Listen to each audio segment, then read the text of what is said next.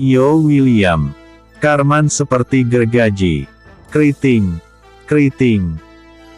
Suara deringan telepon seluler, menghentikan perbincangan hangat antara Tigor, Ameng, Andra, Timbul, Acong dan yang lainnya. Kini, mereka serentak memandang ke arah Tigor dengan tatapan tak sabaran agar Tigor segera menjawab panggilan tersebut. Angkat. Bisik Monang kepada Tigor. Lama kali abang ini. Angkatlah. Sabarlah kalian. Tanganku cuma 2. Jawab Tigor yang langsung mengeluarkan ponselnya. Siapa bang? Tanya Sugeng. Kawan lamamu.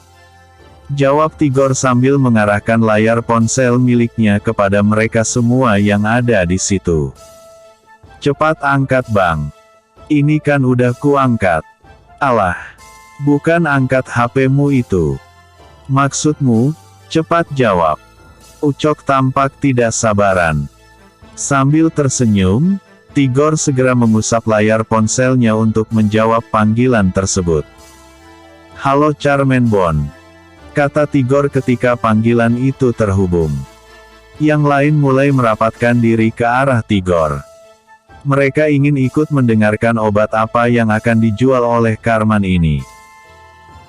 Karena, sudah menjadi kebiasaan bagi Karman, jika ada berita, tidak lupa dia akan membumbui cerita tersebut dengan berbagai macam rempah agar terdengar enak. Bang! Honor Miller telah tiba di Martins Hotel Tasik Putri dengan selamat dan dalam lindungan Tuhan Yang Maha Esa. Lapor Karman di seberang sana. Hanya itu berita yang ingin kau sampaikan. Tanya Tigor dengan pertanyaan yang bernada ejekan. Woi bang. Kau jangan menyepelekan agen rahasia Charmenbon 070. Itu tadi hanya berita sampah yang sudah basi dan tidak bisa dipanaskan lagi, jawab Karman dengan ngotot.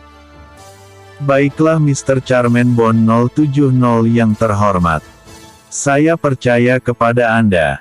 Sekarang, katakan kepadaku, berita apa yang akan Anda sampaikan? Pinta Tigor sambil sedikit cengengesan. Nah, begitu lebih baik. Itu artinya, Anda menghormati profesi saya sebagai mata Anda di sarang musuh. Anda tahu bagaimana caranya merawat mata kan? Jangan sampai mata Anda kelilipan kapal selam. Bisa berabe urusan. Woi Karman sialan. Kau mau menyampaikan berita atau mau mengolok-olok aku hah? Maki Tigor. Hahaha. Oke. Kita to the point aja. Kesepakatan antara Marven dan Honor Miller telah tercapai dengan Honor Miller memegang saham di Martins Group sebesar 60%. Dengan begitu, Honor Miller bisa membuka cabang dan apa saja usaha yang ingin dia kembangkan menggunakan nama Martins Group. Kesepakatan itu bernilai $1 miliar. Apa dia sudah gila? Nilai pasar perusahaan itu tidak sampai 100 juta. Bagaimana dia berani membayar 10 kali lipat dari harga perusahaan itu seluruhnya? Tanya Tigor dengan mata terbelalak. Yang itu aku tidak tahu. Abang pikirkan sajalah sendiri. Tapi yang jelas, aku melihat adanya kelicikan pada Honor ini. Dia hanya ingin memanfaatkan nama Martins Group. Jika terjadi hal-hal yang akan berdampak terhadap nama baik, maka nama baik Martins Group lah yang akan rusak. Sementara Arold Holding Company, akan aman-aman saja. Jawab Karman. Baiklah. Sepertinya aku akan mendapatkan jawaban dari ketua tentang hal ini. Kau teruskan mengawasi mereka. Aku akan menemui ketua, kata Tigor. Namun sebelum dia mengakhiri panggilan, kata-kata terakhir dari Karman membuatnya geleng-geleng kepala. Baiklah bang. Aku akan melakukan yang kau suruh. Oh ya bang, nomor rekening bankku masih yang lama. Abang tidak lupakan. Ah, sialan sekali kau ini, Karman.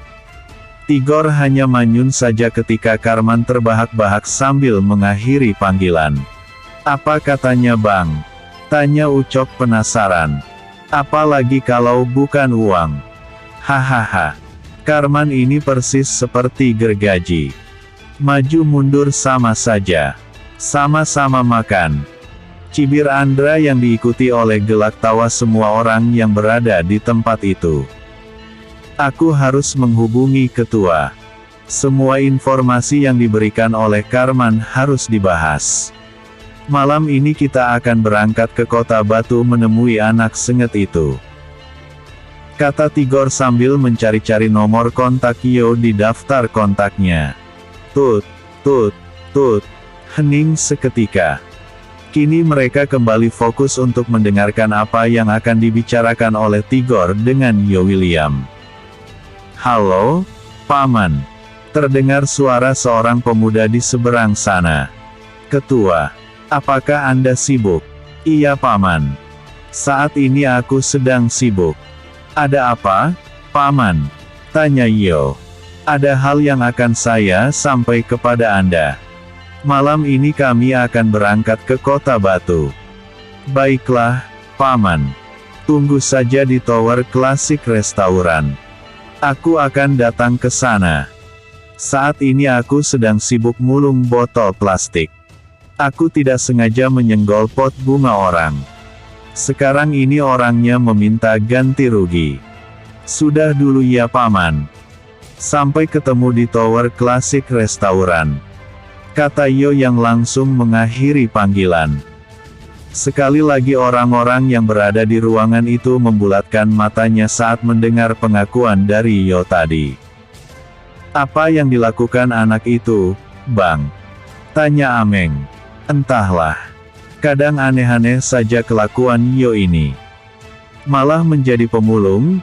Saat ini rambut Tigor benar-benar acak-acakan memusingkan kelakuan Yo ini. "Pasti ada alasannya, Bang." "Ya. Semoga saja. Tapi, apapun alasannya, kurang kerjaan betul dia sampai menjadi pemulung botol plastik. Kenapa kita heran, Bang? Bukankah dari dulu anak itu memiliki kelainan?" kata Acong pula. "Aku masih ingat dulu ketika mobilku ditabrakkan ke pohon kelapa. Biarkan dia sesukanya Bang. Asalkan dia bahagia, dan tidak menyusahkan kita," kata Jabat menahan tawa. Hahaha. Tigor akhirnya tertawa juga mendengar perkataan dari sahabat-sahabat. Memang sudah tidak mengherankan lagi. Mereka sudah sering mendengar dan melihat sendiri keanehan dari Yo ini. Terkadang dia jenius. Terkadang dia serius. Tapi, jika penyakit usilnya kambuh, bisa pusing satu kelurahan gara-gara ulahnya. "Oke. Kalian kembalilah. Pukul 5 kalian harus sudah di sini. Kita akan bersama-sama berangkat ke Kota Batu," kata Tigor memberi perintah. "Siap Bang," jawab mereka serentak. Lalu, mereka pun membubarkan diri dan akan kembali lagi pukul 5 sore untuk berangkat ke Tower Klasik Restoran menemui Yo. Bersambung. Episode sebelumnya. Kesepakatan kerjasama itu terlaksana. Episode berikutnya. Kekhawatiran Yo. Yo William. Kekhawatiran Yo. Cuaca malam itu tampak sangat buruk. Tidak ada satupun bintang di langit yang menampakkan wujudnya. Sepertinya akan turun hujan. Namun, cuaca yang buruk itu sepertinya tidak berpengaruh bagi seorang anak muda yang tampak menunggangi sepeda motor BMW S1000RR dengan kecepatan tinggi laksana dikejar oleh demit. Sepertinya, penunggang sepeda motor BMW itu sangat buru-buru sekali. Sudah tidak terhitung berapa jumlah mobil yang sudah dia salib. Sesekali, tampak roda depan sepeda motor itu terangkat menandakan bahwa penunggangnya memeras gas dengan spontan. Puas dengan gaya petantang petentengnya di jalan raya tersebut, Akhirnya dia tiba juga di perempatan jalan, dan langsung berbelok ke kiri menuju ke sebuah restoran mewah yang memiliki 4 lantai. Sebelum mencapai pintu menuju ruang parkir bawah tahan, dia penunggang sepeda motor BMW tersebut ternyata telah ditunggu oleh beberapa orang lelaki berbadan tegap. Penunggang sepeda motor itu masuk beberapa meter ke dalam, lalu turun dari sepeda motor BMW tersebut sambil membuka jaket dan helm yang dia pakai lalu memberikannya kepada salah satu dari beberapa orang lelaki berbadan tegap tadi. "Di mana yang lain?" tanyanya kepada mereka. Menjawab, "Ketua Bang Tigor dan yang lainnya ada di lantai 3. Mereka sudah menunggu Anda di sana." Jawab mereka. "Urus sepeda motorku. Aku akan segera ke atas." "Siap, Ketua," kata mereka serentak. Pemuda penunggang sepeda motor BMW tadi pun langsung berjalan menuju pintu lift, kemudian masuk dan langsung menekan angka 3 pada tombol yang terdapat di sana. Sampai di lantai 3, pemuda tadi sudah ditunggu oleh Tigor dan kawan-kawannya. Dengan tersenyum kecut, pemuda tadi langsung menyapa. "Selamat malam, Paman." "Selamat malam, Ketua. Bagaimana hasil memulung tadi siang?" tanya Tigor dengan senyum tak kalah kecut. "Rugi 500 rupiah ribu. Padahal pot itu pot biasa. Yang punya mengaku pot itu adalah pot antik. Aku terpaksa membayarnya. Apakah kedok Anda terbongkar?" tanya Tigor. "Hahaha. Bukan yo namanya jika tidak pintar berkelit," jawab pemuda itu sambil tertawa. "Apa yang Anda dapatkan dari sana?" tanya Tigor lagi. "Banyak. Yang pertama, beberapa orang suruhan Marven sedang merencanakan untuk mengancam Pak Burhan dengan cara akan menculik salah satu putrinya. R4 telah menggagalkan niat busuk mereka. Yang kedua, pabrik dekat jembatan tempat Paman dulu berteduh. Aku merasakan bahwa pabrik itu bukan pabrik biasa. Melainkan, ada sesuatu yang tersembunyi di sana." "Maksud Anda, Ketua?" tanya Ameng penasaran. "Salah satu dari para pekerja di sana tidak sengaja menjatuhkan balok es. Aku melihat ada sesuatu yang terbungkus rapi dalam balok es yang pecah tersebut. Anda tahu bagaimana dengan nasib pekerja yang menjatuhkan balok es itu?" tanya Yo menggantung perkataannya. "Bagaimana dengan nasibnya, Ketua?" "Mereka membunuhnya. Dan yang lain mendapat ancaman. Jadi, menurutku, pabrik itu hanyalah kedok belaka. Ada sesuatu yang lain yang mereka produksi di pabrik itu. Wah, celaka jika sudah begini. Tapi, mengapa Karman tidak mengetahui ini?" gumam Tigor seakan berbicara kepada dirinya sendiri. Yo menggoyangkan jari telunjuknya sebelum berkata, "Karman hanya berada di sisi Marven. Bukan berada di sisi Liem Guan dan juga Kim. Silahkan duduk, Ketua. Kita akan membahas masalah ini lebih rinci," kata Tigor sambil mempersilahkan. "Sekarang, katakan kepadaku, kabar apa yang Anda dapat dari Karman?" Setelah mendapat permintaan dari Yo, Tigor pun langsung menuturkan kepada pemuda itu isi dari obrolan antara dirinya dan Karman melalui panggilan telepon tadi siang. Mendengar penuturan dari Tigor tadi, Yo mulai mengerti dan mengangguk-anggukan kepalanya. Licik juga honor ini. Hahaha. Kasihan Marven hanya dijadikan bantalan.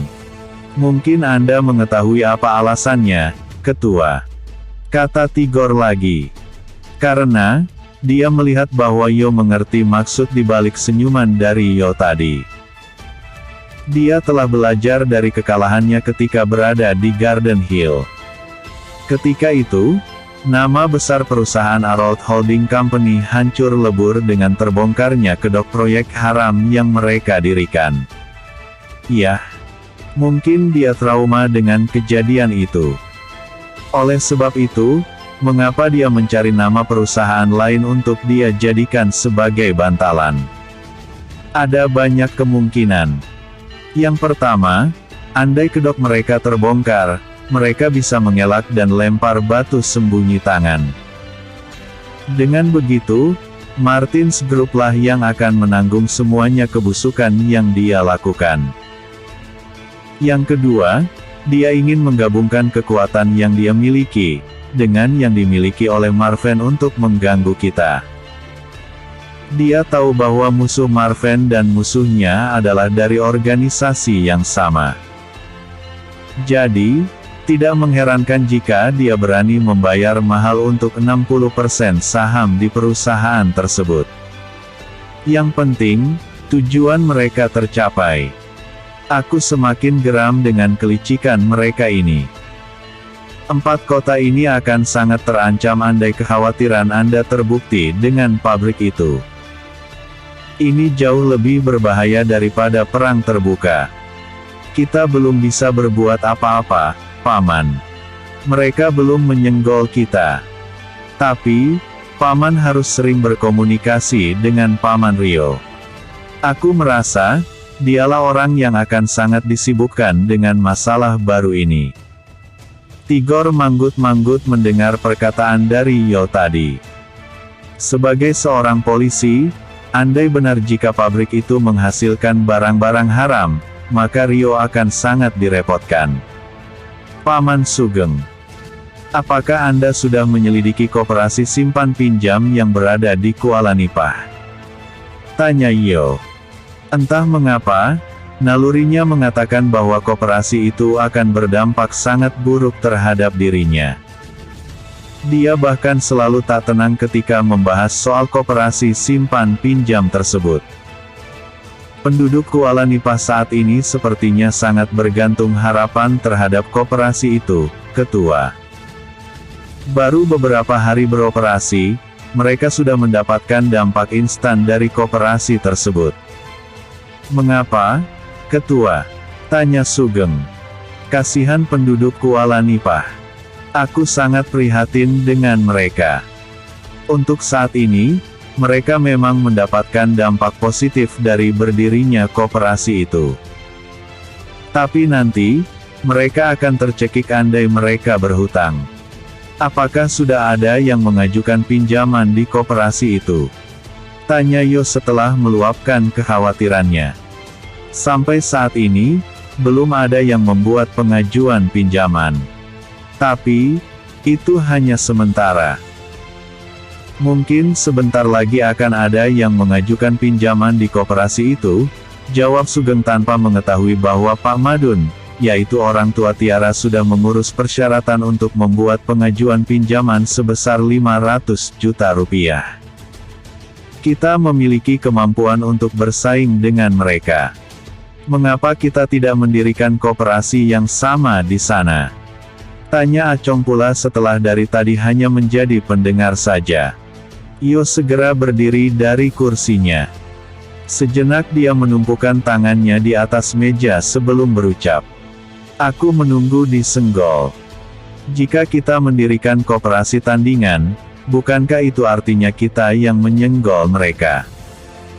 Aku juga sangat heran dengan penduduk Kuala Nipah andai mereka mengajukan pinjaman di koperasi itu.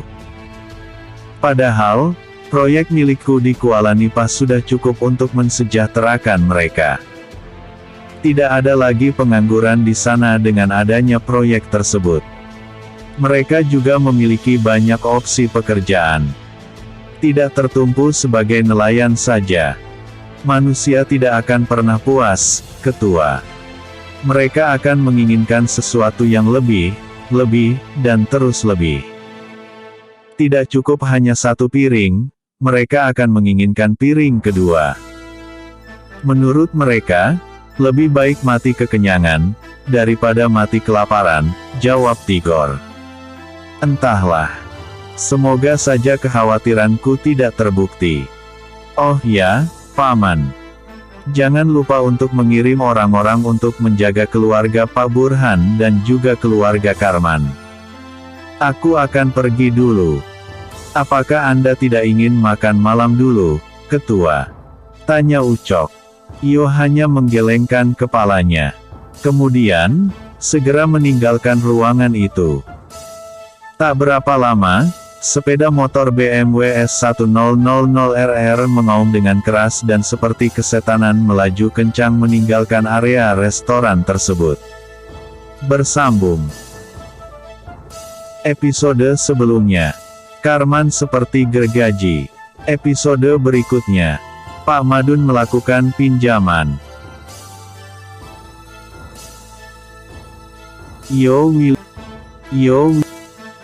William. Pak Madun melakukan pinjaman. Kuala Nipah.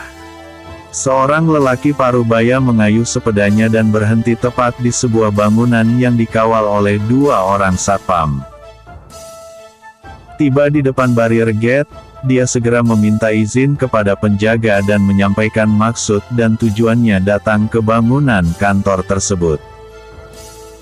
Setelah beberapa saat bersoal jawab, akhirnya Pak Satpam pun mengizinkan lelaki parubaya tersebut untuk melewati pos satpam. Kini, lelaki parubaya tadi telah tiba di depan pintu kantor tersebut dan langsung dilayani oleh salah seorang petugas wanita di sana. "Maaf, Bapak. Apakah ada yang bisa saya bantu?" tanya petugas wanita tersebut. "Begini Dik.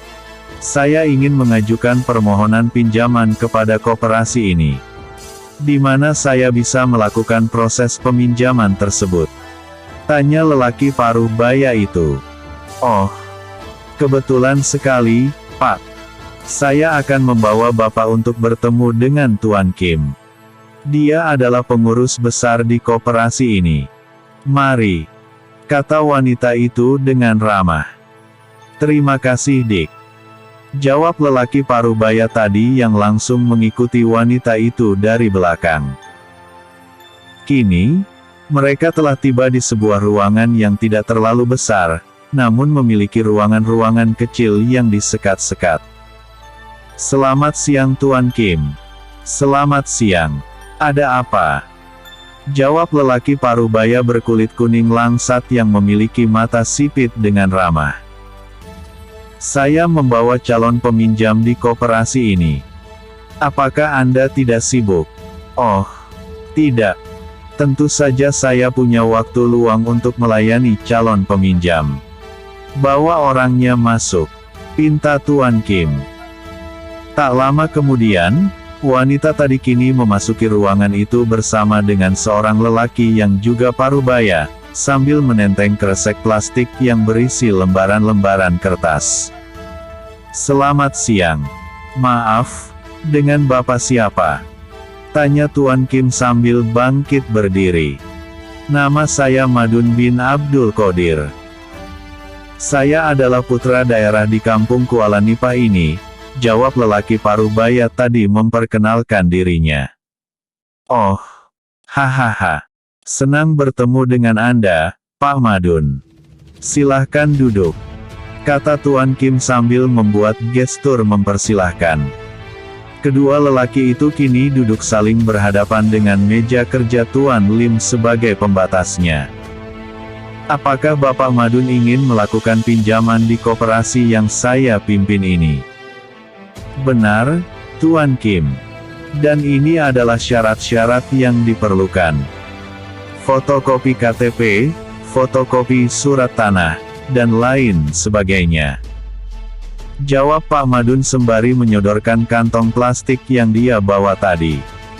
Setelah memperhatikan kesemua berkas yang dibawa oleh Pak Madun tadi, Tuan Kim pun menganggukkan kepalanya. "Begini, Pak Madun. Sebelum melakukan pinjaman, harap Anda pahami terlebih dahulu peraturan yang telah ditetapkan oleh koperasi kami. Bahwa, setiap pinjaman akan dikenakan bunga sebesar 7,5% sebagai biaya untuk berbagai keperluan administrasi. Oleh karena koperasi kami berafiliasi dengan Bank Sentral di Hong Kong, maka, beberapa hal akan berlaku sesuai dengan peraturan bank. Bunga sebesar 7,5% bisa saja membengkak apabila Bapak tidak dapat melakukan pembayaran selama 3 bulan berturut-turut, dan akan mencapai 15% jika tidak membayar selama 6 bulan berturut-turut. Selebihnya, kami akan menyita agunan yang Bapak serahkan sebagai jaminan. Andai tidak mencukupi, maka kami akan menempuh jalur hukum. Kemungkinan Bapak bisa terjerat hukum. Saya rasa, semuanya sudah jelas. Sebelum Bapak melakukan pinjaman, ada baiknya Bapak berpikir terlebih dahulu. Setelah itu, andai keputusan Bapak sudah bulat, maka Bapak bisa menyebutkan berapa jumlah yang ingin Bapak pinjam. Dan Bapak bisa menandatangani surat-surat perjanjian dengan kami. Pak Madun termenung sejenak. Tapi, dia sangat optimis bahwa usaha yang akan dia buka nanti pasti bisa menghasilkan keuntungan yang besar. Oleh karena itu, dia langsung mengatakan bahwa dia tetap akan melakukan transaksi pinjaman. Saya sudah mantap untuk tetap melakukan permohonan pinjaman tersebut, tegas Pak Madun. Apakah Bapak sudah menentukan berapa nominal yang ingin Anda pinjam? Tanya Tuan Kim. Saya ingin mengajukan pinjaman sebesar 500 juta rupiah. Tuan Kim tersebut dan mengangguk, lalu berkata, "Baiklah Pak. Sekarang, Anda bisa menandatangani surat ini. Baca terlebih dahulu sebelum membubuhkan tanda tangan," kata Tuan Kim sambil menyodorkan 2 lembar kertas bermaterai. Pak Madun membaca sekilas, lalu segera membubuhkan tanda tangannya di kertas tersebut. "Anda bisa menunggu Pak," kata Tuan Kim yang langsung menekan tombol pada telepon, untuk melakukan panggilan. "Halo Tuan Kim. Halo Tuan Liem Guan. Saya membutuhkan uang tunai sebesar 500 juta rupiah. Anda bisa mengantarkannya segera ke Koperasi Simpan Pinjam Kuala Nipah. Segera," jawab orang di seberang sana singkat sebelum mengakhiri panggilan. "Maaf, Pak Madun. Apakah tidak apa-apa jika Anda menunggu sebentar?" "Oh, tidak apa-apa. Tentu saja tidak apa-apa. Baiklah. Untuk menunggu uang tersebut diantar, kita bisa duduk sejenak. Saya ada membawa teh terbaik dari Hong Kong. Mari," ajak Tuan Kim sambil mempersilahkan Pak Madun menuju ke ruangan lain. "Silahkan Pak." Mereka lalu duduk di kursi santai sambil mengobrol tentang pekerjaan Pak Madun, dan rencana membangun usaha yang nantinya hasilnya juga akan disetor ke koperasi ini juga. Tuan Kim hanya tersenyum saja mendengar rencana jangka panjang yang dituturkan oleh Pak Madun. 1 jam berselang, kini dari arah depan berhenti 1 unit mobil Nissan Maxima tepat di depan pintu kantor koperasi tersebut. Dari dalam, keluar seorang lelaki berbadan gendut, berkulit sama dengan warna kulit yang dimiliki oleh Tuan Kim, dan juga bermata sipit. Di tangan lelaki tadi, tampak sebuah tas yang berukuran lumayan besar. Tiba di depan Tuan Kim, mereka segera berpelukan sejenak sebelum menyalami Pak Madun. Tuan Kim yang segera mengambil tas tadi dari tangan lelaki itu langsung menarik resleting tas tersebut dan menumpahkan isi dari tas tadi di atas meja. "Maaf Pak Madun. Silahkan Anda hitung sendiri." Pak Madun terbelalak melihat uang sebanyak itu. Sebagai seorang nelayan yang saban hari hanya berkutat di laut, dia sama sekali belum pernah melihat uang bertumpuk di hadapannya. Dengan sigap, dia segera menghitung seikat demi seikat uang tadi yang langsung dimasukkan kembali ke dalam tasnya. "Bagaimana Pak? Apakah uangnya kurang?" tanya Tuan Kim. "Tidak. Sama sekali tidak kurang," jawab Pak Madun. "Baiklah. Pembayaran pertama dimulai dari bulan depan. Saya doakan semoga usaha Anda lancar." Dan jangan lupa untuk mengajak tetangga dan jiran Anda untuk melakukan pinjaman di koperasi ini. Insya Allah. Baiklah. Jika begitu, saya permisi dulu, kata Pak Madun. Mereka pun akhirnya bersalaman sebelum meninggalkan ruangan tadi.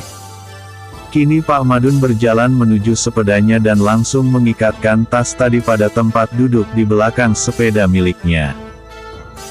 Dengan perasaan campur aduk, lelaki parubaya itu pun mengayuh sepedanya diikuti tatapan licik dari kedua orang berkulit kuning langsat bermata sipit itu.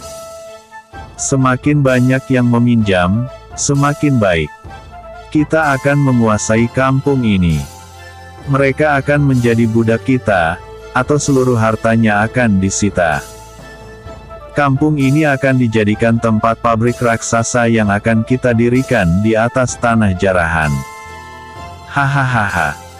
Kedua orang itu tertawa terbahak-bahak membayangkan betapa rencana mereka untuk membodohi penduduk Kuala Nipah akan berjalan dengan mulus. Bersambung. Episode sebelumnya, kekhawatiran Yo. Episode berikutnya, menjemput Alban.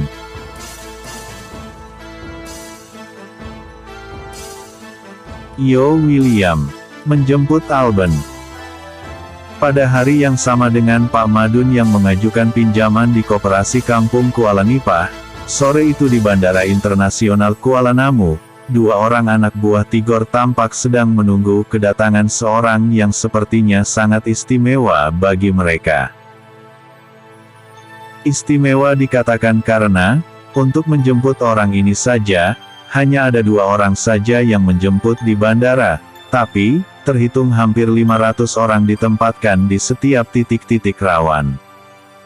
Dan ini semua atas perintah dari Yo William. Siapakah orang istimewa ini? Dia adalah Alban Miller, sepupu Honor Miller yang telah dikhianati dan terbuang dari keluarga Miller. 2 hari setelah sampainya Honor di Indonesia, Alban Miller pun menyusul. Dan ini juga adalah hasil rundingan antara dirinya dengan Yo. Yo tahu andai Honor mengetahui bahwa Alban akan datang ke Indonesia dan saling bahu-membahu untuk menentang dirinya, maka tidak mustahil Honor akan mengirim orang-orangnya untuk mencelakai pemuda itu. Yo yang tahu akan hal ini bukannya merahasiakan keberangkatan Alban dari Makau ke Indonesia. Dia dengan ugal-ugalan malah menyuruh orang-orangnya untuk menyebarkan gosip bahwa Alban akan segera tiba di Indonesia pada hari ini. Tujuannya sederhana saja. Ingin membantai anak buah Honor yang dibantu oleh anak buah Marven yang dikendalikan oleh Irfan. Semua informasi sudah didapatkan oleh Yo dari Tigor yang juga mendapatkannya dari Karman. Dengan begitu, maka lengkaplah sudah strategi dan taktik yang dipersiapkan oleh Yo untuk memerangkap anak buah Honor Miller. Sementara itu, tidak jauh dari bandara, satu unit mobil Audi Q3 tampak terparkir di pinggir jalan yang sepi dari area perumahan. Di dalam mobil tersebut, tampak Yo sedang duduk malas-malasan dengan didampingi oleh seorang lagi pemuda yang sebaya dengannya.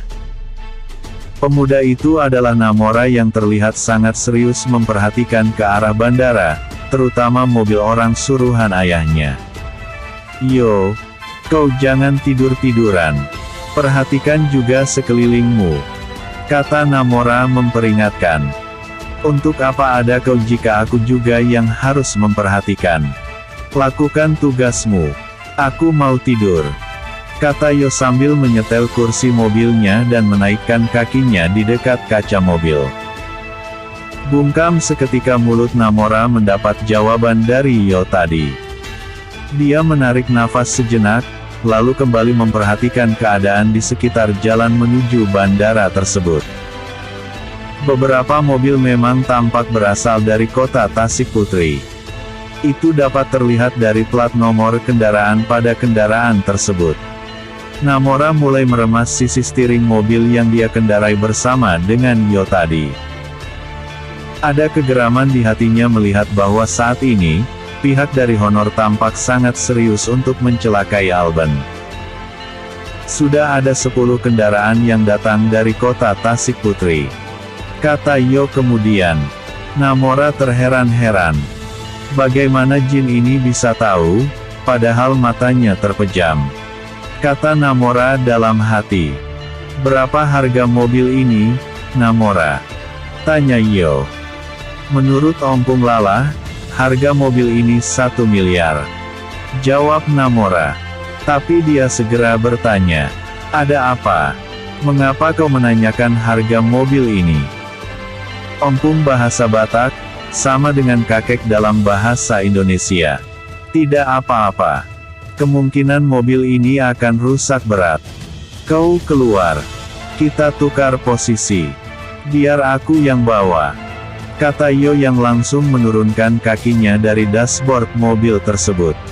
Namora menuruti saja. Dan benar saja, baru saja dia kembali masuk ke mobil dan menduduki kursi tempat Yo tadi. Dari arah bandara, kini mobil Ucok dan Jabat yang mendapat tugas menjemput Alban telah melintasi jalan raya sambil diikuti oleh beberapa unit mobil dari belakang. Pasang sabuk pengamanmu, Namora. Kita hajar mereka di perbatasan Tanjung Karang Kota Kemuning, kata Yo yang langsung menyalakan mesin kendaraan tersebut.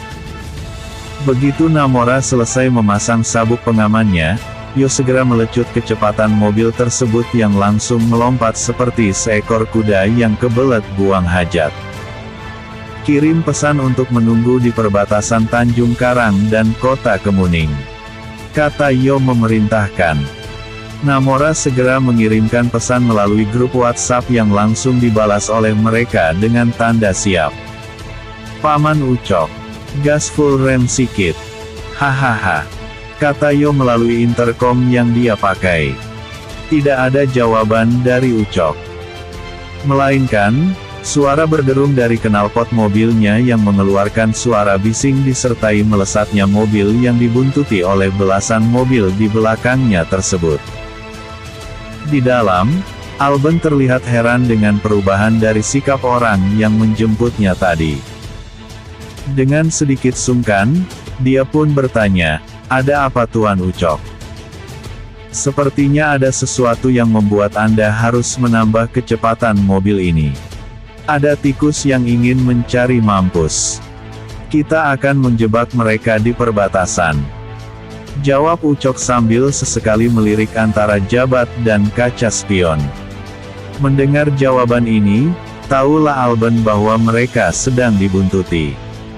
Ini pasti ada hubungannya dengan obrolan antara dirinya dan Yo melalui telepon beberapa hari yang lalu.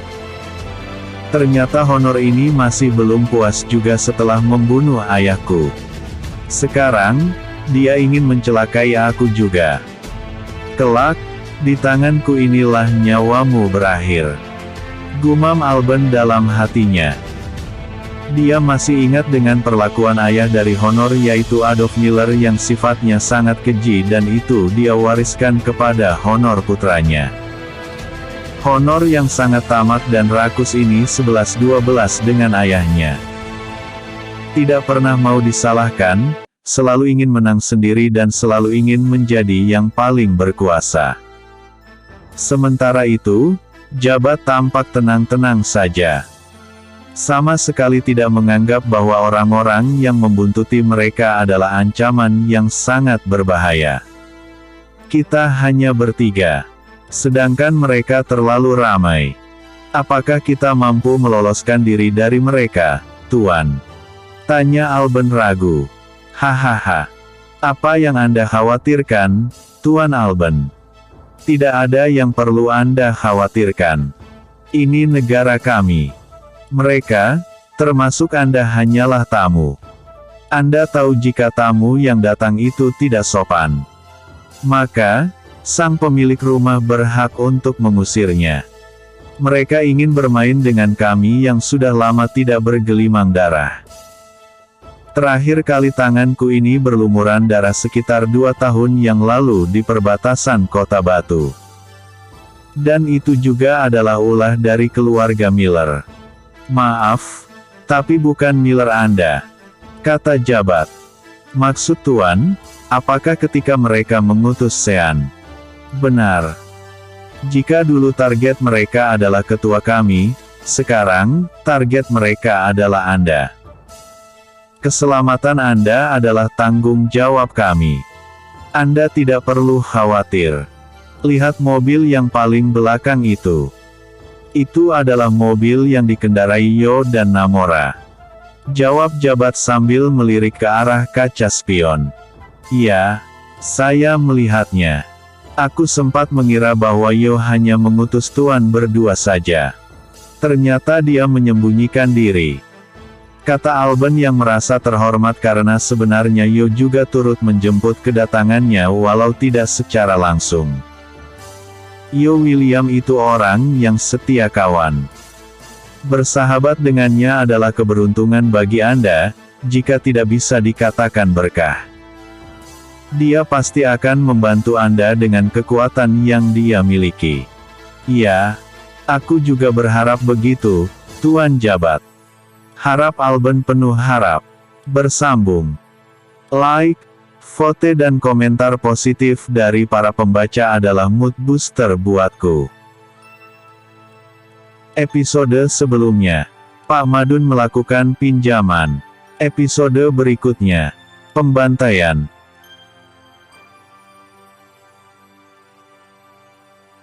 Yo William, pembantaian. Mobil yang dikendarai oleh Ucok dan Jabat yang ditugaskan oleh Tigor dan Yo untuk menjemput Alban di bandara, terus melaju dengan kecepatan tinggi. Ucok, yang saat itu menjadi juru kemudi, tampak sangat lihai dan benar-benar menguasai daerah tersebut. Namun, secepat apapun kendaraan yang dia kemudikan, beberapa unit mobil yang membuntuti mereka tetap mampu mengejar. Bahkan, jumlahnya kini malah bertambah. Di belakang, tepat di dalam mobil Audi Q3 yang dikendarai oleh dua orang anak muda, Yo tampak beberapa kali menggeram menahan kemarahan. Sesekali dia melirik ke arah layar ponselnya, apakah panggilan grup masih berlangsung atau tidak. Setelah memastikan bahwa panggilan tersebut masih berlangsung, dia segera memberikan perintah.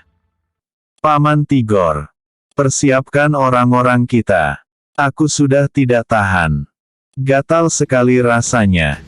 Namora yang berada di sampingnya hanya melirik saja tanpa ekspresi. Persis seperti boneka karet. Sesekali, dia melirik ke arah Yo. Kemudian, matanya dengan tajam menatap ke depan. Baik, Ketua. Sepertinya, dalam 5 menit lagi, Ucok dan Jabat akan tiba di titik yang sudah kita tentukan. Perkebunan kelapa, tanya Yo. Benar, Ketua. Baiklah, Paman Ucok. Kurangi kecepatan. Perintah Yo. Siap, Ketua. Jawab Ucok. Lalu, di depan sana, mobil yang dikendarai oleh Ucok, Jabat dan Alban memperlambat kecepatannya. Dengan tangan kirinya, Yo mengeluarkan kotak kayu kecil penuh ukiran. Sambil meraba-raba ke dalam peti kayu tersebut, kini di tangan kirinya tergenggam sebilah rencong Aceh baik dari gagang dan sarungnya berwarna kekuningan. Mendadak bola mata Yo berubah kemerahan dan sedikit berair, membuat Namora yang tidak pernah merasa takut dalam hidupnya terpaksa bergidik juga. Dia jelas tahu riwayat senjata itu dari ayahnya dan juga dari pamannya yaitu Rio. Tepat ketika mereka mulai mendekati area perkebunan kelapa di Tanjung Karang menuju ke kota Kemuning, tiba-tiba saja Yo mempercepat laju kendaraannya dan menyalip beberapa mobil yang sejak tadi mengekori mobil yang dikendarai oleh Ucok. Ketika kedua mobil itu telah sejajar, Yo melambaikan tangannya membuat Ucok segera menepi dan berhenti total di bahu jalan. Hal ini membuat para penguntit berpikir bahwa mobil Audi Q3 itu adalah bagian dari mereka. Tapi, apa sial? Ketika mereka turun dan hendak mengepung mobil yang dikendarai oleh Ucok, Jabat dan Alben yang sudah berhenti tadi, tiba-tiba mobil Audi Q3 itu maju beberapa belas meter ke depan, kemudian berbalik arah, lalu merempuh pintu kendaraan mereka yang baru terbuka.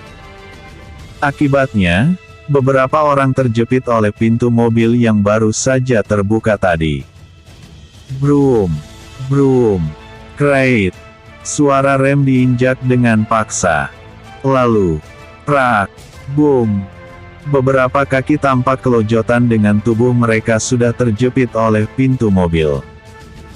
Jerit dan pekik keterkejutan menambah lagi suasana yang mengerikan itu. Keadaan mobil Audi Q3 itu juga tidak kalah parah.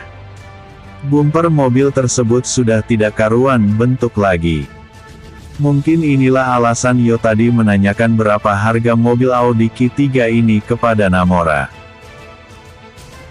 Baru saja Yo keluar dari mobil bersama dengan Namora, dari arah kota Kemuning tampak puluhan bahkan ratusan sepeda motor dengan pengendaranya membawa pentungan, berhenti tepat di tengah jalan, sehingga kini, tidak ada satupun mobil yang bisa lewat di jalan tersebut. Suruh Alben Miller itu keluar, Paman. Perintah dari Yo tadi segera dituruti oleh Ucok. Begitu Alben keluar dari mobil tadi, para penguntit yang sempat terkejut atas kejadian yang spontan itu langsung saling pandang dengan yang lainnya. Kita telah dijebak, kata mereka mulai panik. Jangan buang waktu. Segera bereskan. Bentak Yo yang langsung menghunus rencong yang berada di tangannya. Akibatnya, banyak di antara mereka yang jatuh mencium aspal akibat serangan yang sangat cepat dari Yo tadi. Terhitung jumlah penguntit yang ingin mencelakai Honor hampir 20 orang. Dan kini, sebagian besar dari mereka telah tewas di tangan Yo. Sisanya, persis seperti tilam yang dijemur. Dipukuli dengan rotan oleh puluhan orang-orang yang datang dengan sepeda motor tadi. Saat ini, Yo tampak sedang mengayunkan rencong yang berada di tangannya. Dia bermaksud untuk menikam seorang lelaki setengah baya yang sepertinya adalah ketua dari para penguntit tadi. Tapi, belum lagi senjata itu mengenai sasaran. Yo, jangan bunuh orang itu. Biarkan saja dia pulang membawa kabar kepada majikannya. Yo mengurungkan niatnya untuk menikam orang tadi. Lalu, dia pun menoleh ke arah datangnya suara yang ternyata adalah Alben Miller. Ide yang bagus, kata Yo sambil tersenyum jahat. Kemarikan kedua tanganmu, pinta Yo. Ampuni saya, Tuan, kata lelaki itu ketakutan. Kini, di bagian bawah celananya sudah basah oleh cairan kekuningan dengan aroma khas yang sangat syahdu menerpa hidung. Kau yang menyerahkan, atau aku renggut dengan paksa? Ampuni saya Tuan. Namora, tarik tangan lelaki ini. Namora segera melompat sambil mengirim tendangan ke arah perut lelaki itu. Setelah lelaki tadi terbungkuk akibat tendangan dari Namora, dia pun segera menarik tangan lelaki itu dan mengarahkannya kepada Yo. Katakan kepada tuanmu, jadilah tamu yang baik. Ini rumah orang. Kalau masuk, berikan salam. Crash. Crash. Arf. Melengking tinggi suara lelaki itu ketika Yo memotong dua kelingking jari tangannya. Katakan juga kepadanya, bahwa aku akan menyelesaikan hitung-hitungan. Satupun dari kalian tidak akan bisa kembali ke Hong Kong dengan selamat. Boleh kembali, tapi harus tanpa nyawa. Lepaskan dia. Lalu, bakar semuanya. Pastikan bahwa semuanya terlihat seperti kecelakaan beruntun. Baik Ucok, Jabat, Sugeng, Thomas, Ameng, Acong, Alben serta yang lainnya hanya bisa geleng-geleng kepala melihat Yo yang dengan santai memotong jari kelingking orang tadi. Sama sekali dia tidak memiliki ekspresi. Lebih dingin dari Namora. Setelah kepergian Yo dan Namora yang diikuti oleh pentolan yang lainnya, kini anak-anak Dragon Empire cabang kota Kemuning mulai melakukan pembersihan. Gerak cepat pun tampak terlihat ketika mereka dengan cekatan mengangkat mayat-mayat orang-orang suruhan honor dan memasukkan kembali ke dalam mobil. Setelah semua mayat-mayat tadi dimasukkan ke dalam mobil, mereka beramai-ramai mulai mengangkat mobil tersebut hingga ada yang melintang, terbalik, miring, dan lain sebagainya. Tak berapa lama, api pun menyala membakar kendaraan tadi, seiring dengan perginya mereka. Setelah beberapa menit mereka meninggalkan tempat pembantaian itu, barulah dari arah kota Tanjung Karang, berdatangan beberapa mobil polisi dan mobil pemadam kebakaran. Kerja-kerja investigasi pun langsung dilakukan oleh pihak kepolisian Tanjung Karang. Tapi, dengan keadaan terbakar seperti itu, sangat sulit untuk menemukan bukti. Hingga sampai saat ini, pihak kepolisian hanya bisa merumuskan kejadian itu sebagai kecelakaan beruntun. Padahal, sekitar 1 jam yang lalu, ada peperangan kecil yang terjadi di tempat itu. Bersambung. Episode sebelumnya, menjemput Alban. Episode berikutnya, Honor kembali mengamuk.